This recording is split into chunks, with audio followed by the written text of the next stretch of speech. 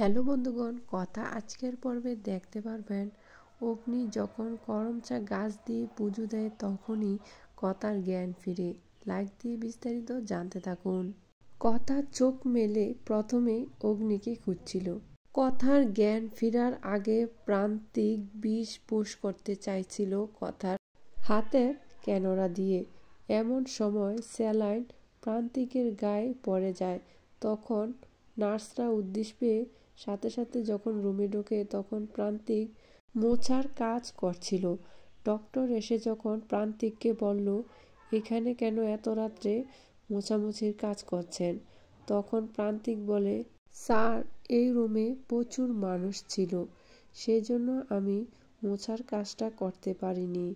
এখন যখন সবাই চলে গেছে তাই আমি মোছার কাজটা করছি। ডক্টর বলে, আপনি এখন এখান থেকে যান।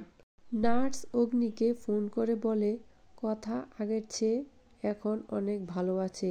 কথার ধীরে ধীরে পালস বাড়ছে। অগ্নি তখন সাথে সাথে দৌড়ে হসপিটালে এসে কথাকে বলে, কথা তুই ওঠ, এই দেখ তোর করমচা গাছ 2টা পাতা ছেড়েছে, তুই ওঠ, আমার সাথে কথা বল।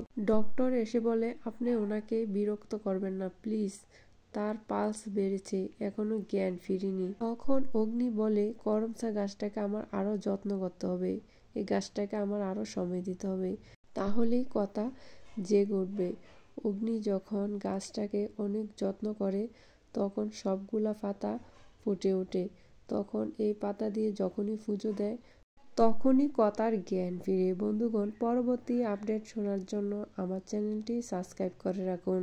কথা জ্ঞান ফেরার পর অগ্নি কি তার মনের কথা কথাকে বলবে? অবশ্যই কমেন্টস করে জানাবেন।